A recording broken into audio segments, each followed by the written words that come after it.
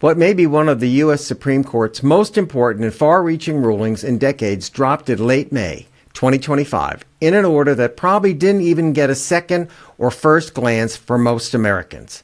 But this not quite two-page ruling, as technical and procedural as they come, potentially rewrites a major principle of constitutional law and may restructure the operation of the federal government. The case is dry in a way only lawyers could love, but its implications are enormous. The dispute began when President Donald Trump fired two Biden-era officials, Gwynne Wilcox, a member of the National Labor Relations Board, and Kathy Harris, a member of the Merit Systems Protection Board. The National Labor Relations Board and the Merit Systems Protection Board, like the National Transportation Safety Board and the Federal Reserve, are among more than 50 independent agencies established by Congress to help the president carry out the law.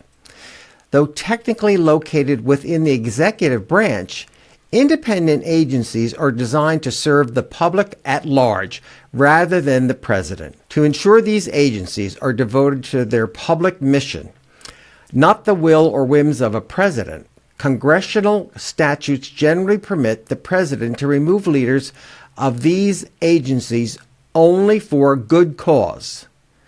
Malfeasance in office, neglect of duty, or inefficiency generally constitute good cause. Other executive branch agencies, such as the FBI, Food and Drug Administration, and Department of Homeland Security, are entirely under presidential command.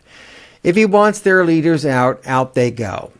But independent agencies in existence since the late 19th century are to carry out congressional policy free from the president's purview and his political pressure. Because independent agencies are creatures of Congress housed within the executive branch, there is long-standing disagreement among scholars about just how much power the president should have over them.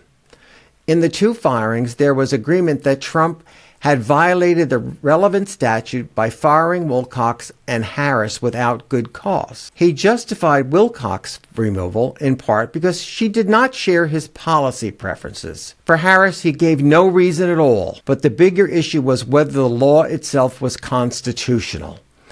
Could Congress limit why or how a president can remove employees of the executive branch? The root of the problem lies within the Constitution. Although Article 2 specifically gives the president the power to appoint certain federal officials, it says nothing about the power to fire or remove them. Conservative legal scholars propose, under what's called that unitary executive theory, that because the president is the executive branch, he has complete authority, including removal, over all who serve within it, only with the unfettered ability to fire anyone who serves under him can the president fulfill his constitutionally mandated duty to ensure that the laws be faithfully executed. Opponents have countered that this ignores fundamental aspects of our constitutional framework.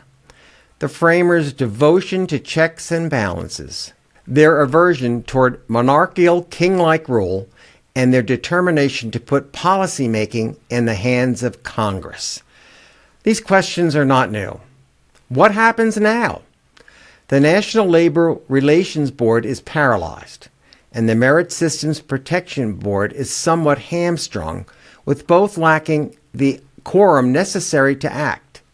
Cases about the firing of Harris, Wilcox, and multiple other officials will bedevil lower courts as they try to figure out whether Humphrey's executor still stands, even as a shadow of its former self. Trump aims to continue axing federal employees, even as the administration struggles to rehire others, and already asked again to make major legal changes on its emergency docket. The Supreme Court will need to determine whether such change warrants more than the few paragraphs of explanation it gave in the ruling on the Wilcox and Harris firings. If, as seems likely, the court ultimately overturns Humphrey's executor, Kagan's dissent serves as a warning voiced by others as well. a decision that allows the president to have total control over the heads of more than 50 independent agencies that pursue the public interest in areas from financial regulation to the environment to nuclear safety, could shift their focus from serving the public to pleasing the president, profoundly affecting the lives of many Americans. And that's Alan talking today. What a world. In front of Chicago doors. He just pretty much still just, he had to do this the whole time.